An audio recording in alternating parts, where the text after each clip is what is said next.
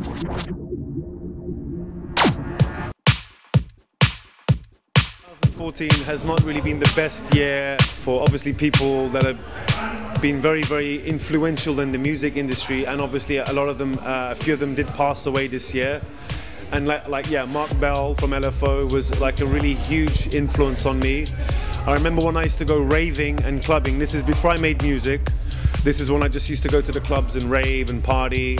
And I remember one of the first times to see live acts. I remember seeing LFO, and they played their track LFO with the bass line, you know, and was absolutely amazing. And when I saw those guys on stage, I thought, that's definitely what I want to do, you know.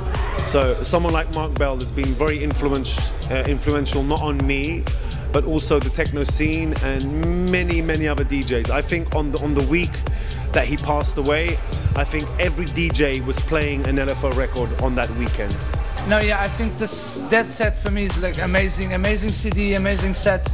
It really changed my career when I started. My change from blues, rock into electronic music. That was one of the first CDs I've listened, and all the tracks from that CD became classics eventually. And the way the music was made before, I think it was one more of a raw, pure way. So the mixing is completely different. What is made now as well, and then for me that's what it catch me on that CD, and I think it's really an amazing experience. Even for newcomers, people that is starting listening techno should go back and listen to the whole stuff as well, and that's a good start to listen how things were made before. My first music that I heard from techno was obviously from Detroit, from like Transmat and KMS Records and Metroplex and Underground Resistance. I had the opportunity to release the first record on Fragile, which was a label of Derek May, who also runs Transmat.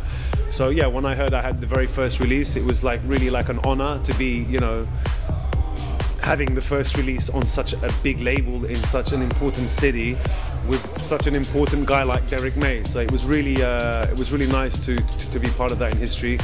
And you know, even just Detroit and the scene and what they introduced to the world in this time was not known. You know, techno was only really known in England and maybe Berlin, but everywhere else no one really knew about this, you know. So I was already kind of like, oh, now it's a bit too much complicated with too much music, too much parties. There's this bit of confusion. Back in the 90s and late 80s, people were more focused in the music. They really like got something more out of the music. And even the way the DJ played the music was different because he only used vinyl. No computers, no MPC, nothing, just records, you know? So yeah, times have changed, but it was a really good experience. Yeah, about Codeworks, we've been a bit stopped with Codeworks because we've been working in the studio, me and Cisco, and we've been doing a lot of new stuff, and we're focusing more on combination research. Next year we're coming out with a lot of vinyl. We're starting with the vinyl again.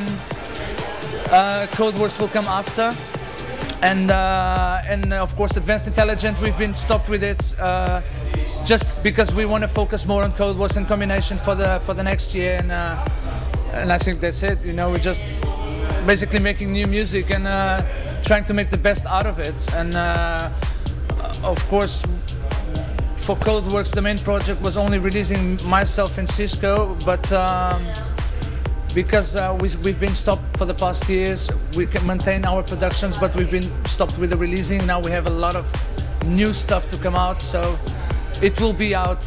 We have like Codeworks vinyl and combination vinyl as well, so it will be a good project for 2015. Having people ask me, you know, when are you going to release all the old stuff? When are you going to re-release the album? I don't want to re-release the album. I think just keep it the way it was. Let the people have the memory. You know, it would be nice, of course, to put it on Beatport or iTunes or something, but I just think I'm not really going to be doing that. You know, I'm going to keep people, if they want it, they have to go back, they have to search the vinyl, they have to try and find the record. And for me, this is what the music's about. It's about searching for what you like, and you know, not like going to an internet and it's there. You know what I mean? I like to keep things a bit exclusive. But yeah, it's 20 years now, so it's been a long journey since that album. And you know, it's been, you know, it was one of my first albums that I did. So since then until now, it's been a long road, but it's been a good road. It's been, you know, a lot of things have happened. I've obviously met Ricardo, I've met other people, you know, I'm collaborating with a lot of other people. But yeah, but the 20 years has gone very, very quick. Italy, for me, it's like my second home. I really love to play here. The people is amazing, such a big crowd, always responsive to everything you do. And of course, Naples is for me one of the best places to play. Rome as well. You know, you guys always show a very enthusiastic crowd. So definitely, it's one of my favorite places to play in the world, Italy, for sure.